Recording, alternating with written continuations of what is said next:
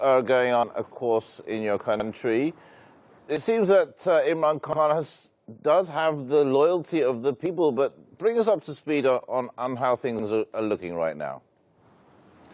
Well, it seems that the overwhelming public sympathies are with the former Prime Minister Imran Khan, but yesterday his party lost the slot of the Chief Minister in the country's biggest province of Punjab, not because they didn't have the majority in the regional parliament, but simply because of on the basis of a flimsy technical legal grounds. My understanding of the situation is that sooner or later, and probably Supreme Court would not take a long time to rule on this controversial decision by the Deputy Speaker of the Punjab Assembly, who originally belonged to the former Prime Minister Imran Khan, but there are allegations against him that his loyalties have been purchased. So I think sooner or later the Supreme Court is going to rule in favor of the party of the former Prime Minister, which means that his party would return to power in Punjab Assembly, and his party is already in power in Khyber Pakhtunkhwa province. This means that the federal capital lies between two provinces, and the Khan is going to launch a long march, maybe a kind of a very huge agitation against the federal government, and the federal government would be presumably, as the situation suggests, would be forced to resign. But I think before that happens, there is a possibility that probably there are behind the scene negotiations going on. There is a possibility that there may be a call for the general elections, something Khan's party has been trying to force the military establishment and the coalition parties. So it's a bigger political game which is being played in Pakistan, but it seems that for the first time in the history of Pakistan, the military, which is known to be making and breaking government, it seems it is losing its kind of the behind-the-scene game to ensure that the Khan does not return to power. It seems the public sympathies and public vote bank is with the Khan, and there is a greater possibility that whenever the general elections are held in Pakistan, he would return to power. Well, that's interesting. For our viewers, Javed, let's go back a little bit before all this happened. When Imran Khan was ousted, right? I mean, he was forced out by the current administration. What was the reason behind it? Just let's recap there. Well, I think it was a combination of a convergence of political vested interest and geopolitical vested interest between USA, Pakistan military, and a coalition of 13 political parties who are currently in charge of the federal government. The political parties, they had problems with the Khan. Khan wanted to see them in jail on corruption charges.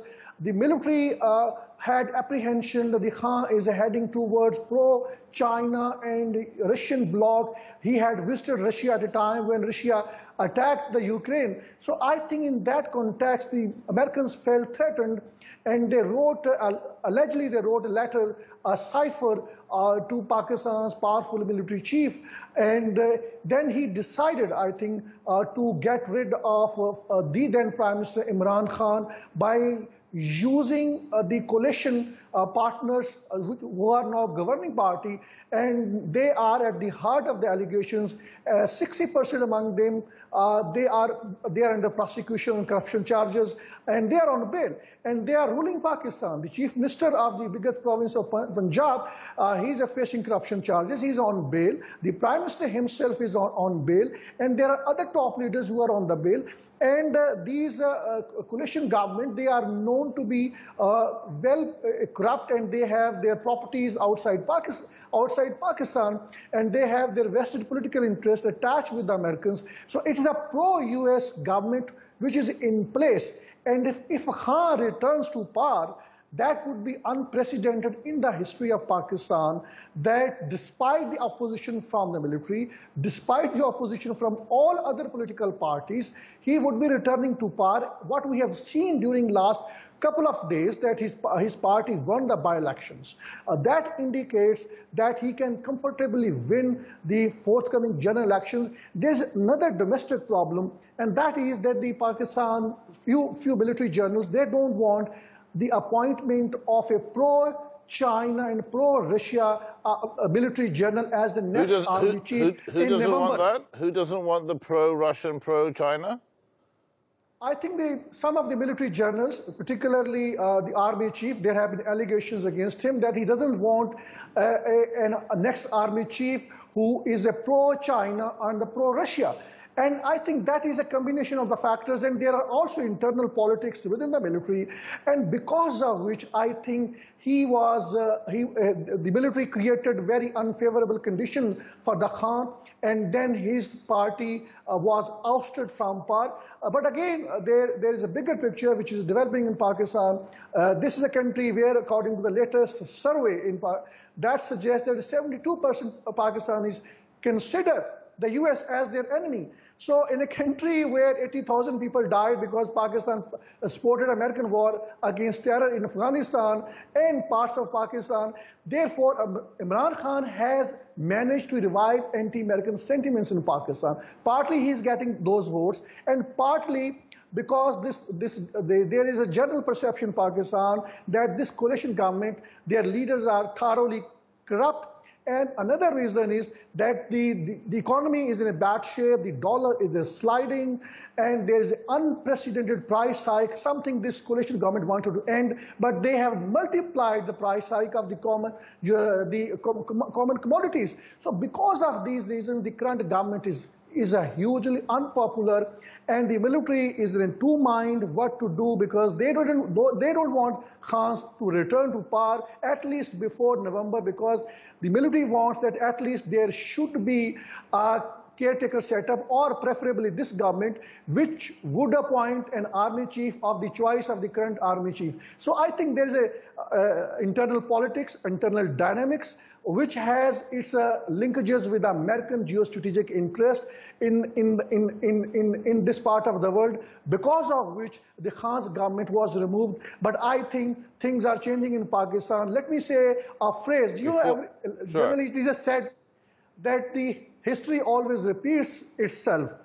In Pakistan, that is what happened when Khan's government was removed, because military didn't want it. Military has been, bringing government and toppling the government. But now it seems when the history is repeated time and again, it creates a new cycle of history. And that is what is happening in Pakistan. And it seems the military is losing its political game when it comes to the former Prime Minister Imran Khan. I want to ask you, Javed, let me ask you about that, because I don't really know how this works. Why is the military sort of like part of the constitution?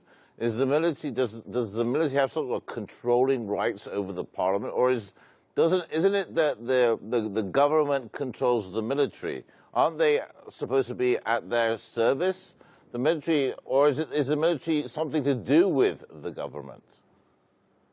Well, obviously, under the constitutional and the legal scheme of Pakistan, military is just a subordinate department. Right.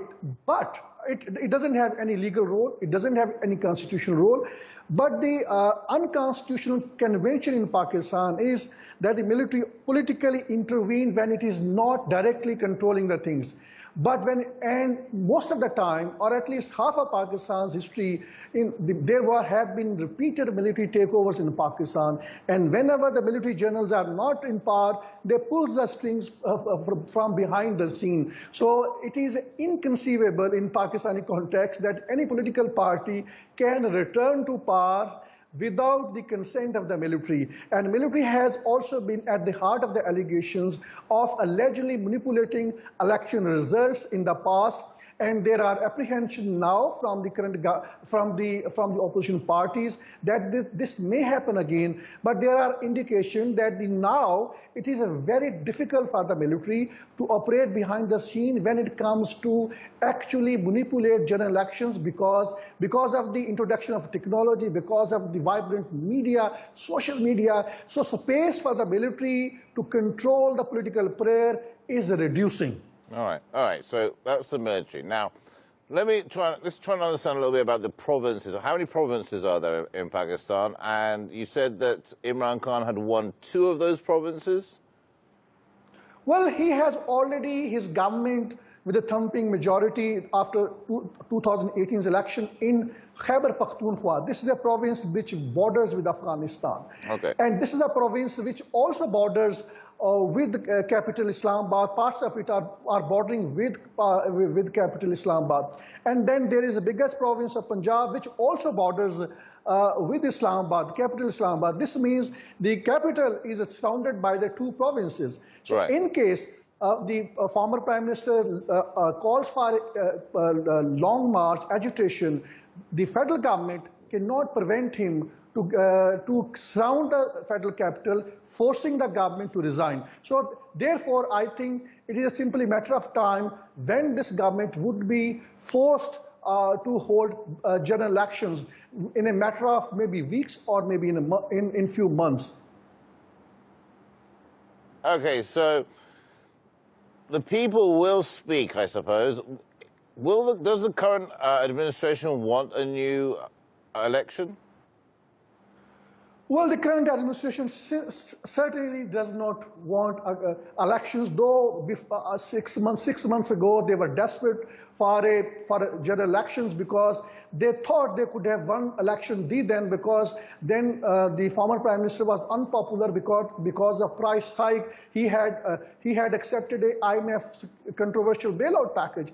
But after his removal, the anti-American sentiments have revived in this country, and also the price hike has multiplied, and people now think that the Khan's government was far better than the current government because now there is more price hike, because the economy is sliding, and of course I think I would again, the point that I want to make, that the current coalition government simply could not have removed the former Prime Minister without the active support of the military. And there have been reports in the media suggesting that the military did intervene, and even it actually collaborated with the civil administration to create unfavorable conditions for the former Prime Minister and his administration to allow the no confidence motion, which the former Prime Minister was not allowing through his hand-packed speaker in an unconstitutional manner.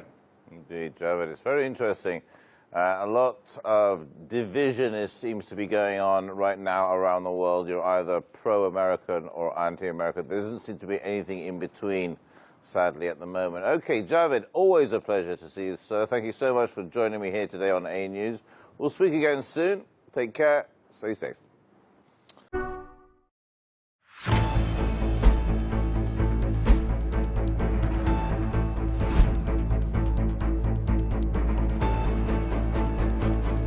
The growing tide of anti-Israel sentiments.